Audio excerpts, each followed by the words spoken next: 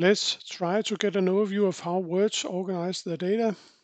Using the package, we create a connection with my username. You should use your own username, obviously.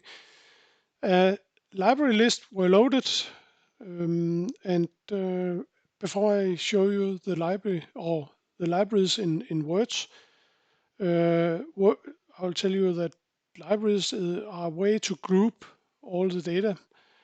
You can, I don't know if it's a good comparison, but you can compare it a little bit to Excel files. And every Excel file have tables, as we will see below, and in Excel it's called sheets, but here it's tables. Yeah, I don't know. Maybe I don't know if that's a good way of seeing things. Let's first take a look at the libraries. Here they are, all of them. Oh, let's click here, and then we can see all of them. So these are all the data in the Words database. You can see there are Compustat data there. The libraries from Compustat, they're here, the global Compustat Global and Compustat Global Daily. So maybe it's nice to have these separated out here. So yeah, I don't know.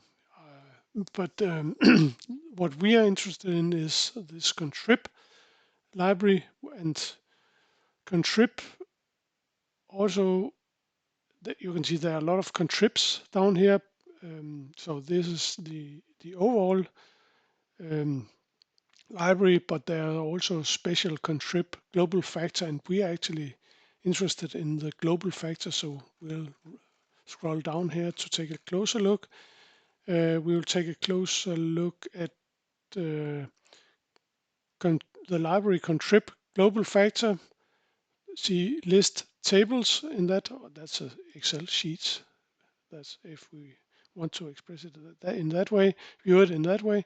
You can see there's only one sheet or one table in this library, whereas if we ask for the contrib tables, you can see there are many more tables down here, but also the global factor we are after here. So there are the same sheet, so to say, in two different files, or two different libraries have the same table that we are interested in. And once you have found the library and one with the table, and you want to see the data, that's what we'll do here.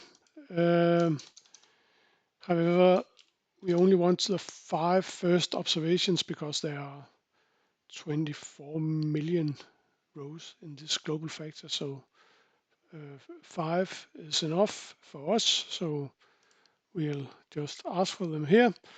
And here you can see the data, and yeah, that's nice. But as you saw, it's coming out as a data frame, so that's nice. So we will try to do the same here. Assign the output to a variable called df, and let's take a look at the variables. Here you can see data frame. Let's take a closer look here. Yeah, maybe it takes a little bit time here. Yeah, here it is. Here you can see the data frame, and we can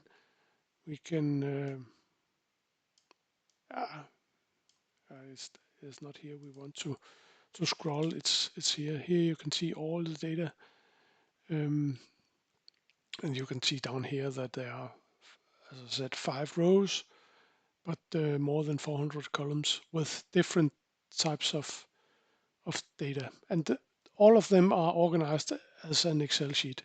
All tables in SQL are organized in the same way, basically as an Excel sheet. So that's what there is in an SQL table. But I'm not a big fan of these words functions here, showing getting data, get the table, and in order to get data, I like more to use the SQL commands, and I'll show you in a minute or in a second in the next video how to use that, because then you can get much more precisely what kind of data you want.